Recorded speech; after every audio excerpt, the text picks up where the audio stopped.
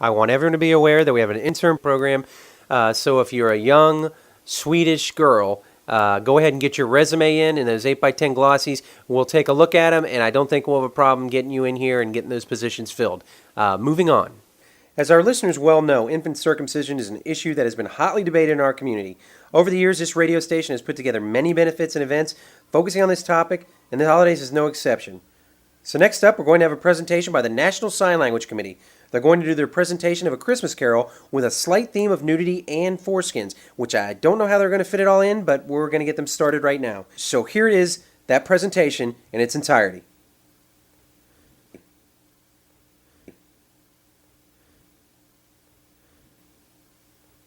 Okay, I just realized something. You people can't see this. Let me describe it to you as we're going through this. The opening sequence is, of course, in Bob Cratchit's office with the horrible, horrible Mr. Scrooge, who is also in front of me. He is nude, and it's even more shocking because he has various body piercings that are just unattractive and scary.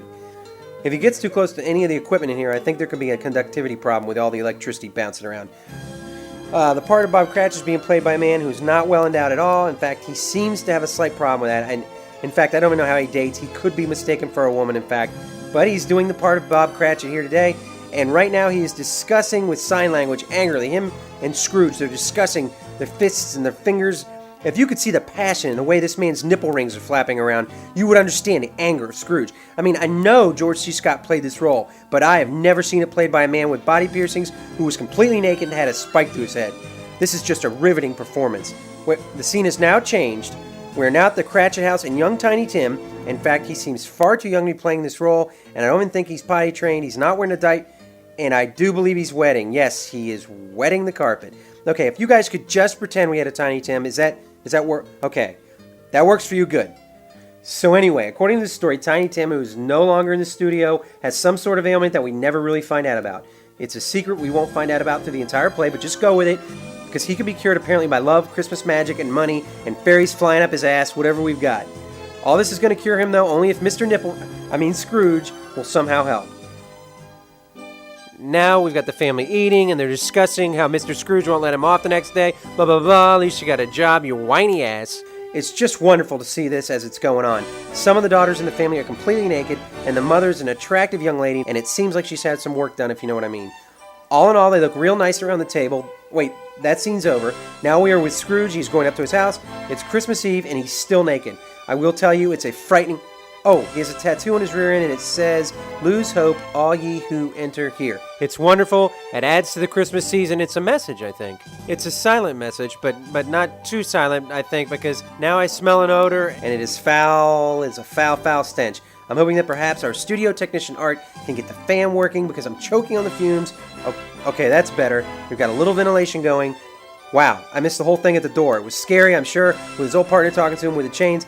Now Scrooge is in bed, and thank God there's a sheet. He's covered so we don't have to look at those horrendous mutilations he's done to himself. And now the first ghost is appearing in the room. Actually, looking at the clock on the wall, we need to speed this up because we've got to get some commercial time in. Okay, so all the ghosts come in at once. Okay, they're all in here, and instead of taking him through his life, they're throwing objects at him. He seems to be enjoying this, which apparently is a self-mutilator anyway. I think that should have played in the story somewhere, but we're not going to worry about that now. Now the ghosts are all taking appliances and throwing them at him, and Scrooge is fighting back. Oh, good. Yes, he's killed the ghost of Christmas past. And kids, that's exactly how you should deal with your past. Stuff it in the past. Stuff it in the wastebasket like he's doing now. Remember to wipe everything down and wash your hands when you're done, because you don't want to leave fingerprints. Okay, the ghost of Christmas present has fled screaming like a girl. And it wasn't a girl, it was a man. Yes, I believe it was a man. Next we have the ghost of Christmas future. He's a large African-American man.